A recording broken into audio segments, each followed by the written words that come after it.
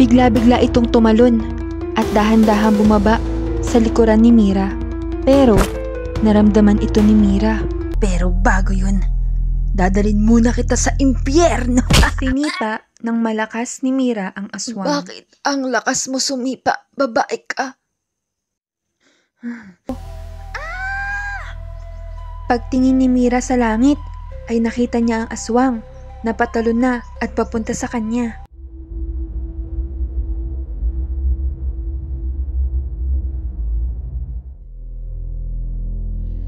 Madilim ang gabi. Sa isang liblib na baryo, may isang dalagang ubod ng ganda, si Mira.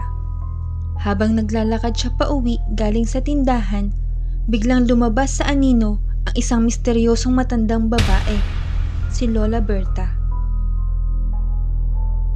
Kalaki-laki naman ng papaya ng babaeng ito. Lola, bakit po kayo nakatingin sa papaya ko? Iha! Mag-iingat ka. May kumakalat na manyak na aswang dito. Hindi lang dugo ang gusto niya, pati ang iyong katawan. Lalo na ang napakagandang katawan mo, Mira.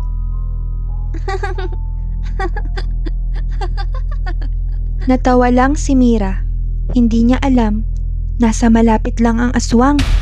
Si Goryo, isang manyakis na aswang na matagal nang nag-aabang ng mabibiktima. Ang ganda nito Hindi lang pagkain, pang romansa pa. Daddy is coming! At habang naglalakad si Mira, dala ang kanyang mga pinamili. Mabuti na lang at may tindang pansit canton si Mang Kepweng. Magugustahan din ito ng mga pamangkin ko. Pero ngayon, kailangan ko muna makauwi ng ligtas. Ay nakasunod na pala sa kanyang likuran, si Goryo.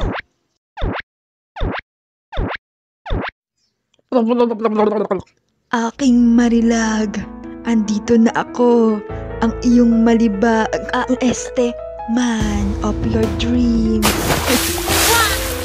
Bigla-bigla itong tumalon at dahan-dahan bumaba sa likuran ni Mira. Pero naramdaman ito ni Mira at nakaramdam siya ng kaunting takot. Sa wakas, ay nandito ka na, aking Marilag.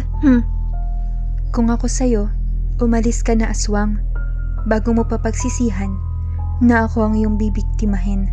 Matapang na sagot ni Mira. Huwag ka namang ganyan, Mira. Hindi mo ba alam na ako ang magdadala sa'yo sa langit? Pero bago yun, dadalhin muna kita sa impyerno.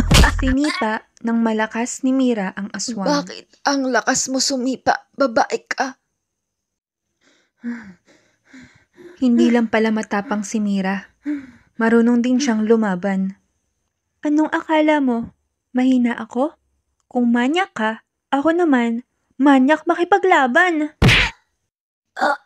Sinuntok pa ng malakas ni Mira ang aswang at dahil doon ay natumba ang aswang at nangilo ang kanyang ulo. Pero bigla din itong nakaupo na parang walang nangyari. Yan ang gusto ko. Lumalaban. Nagtaka si Mira at nagulat nang biglang nawala sa paningin niya ang aswang na si Goryo.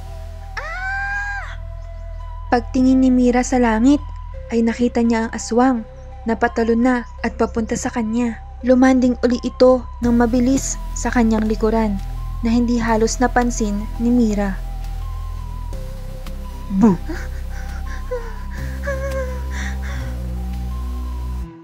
At nakakagulat na bumulong sa kanyang tenga.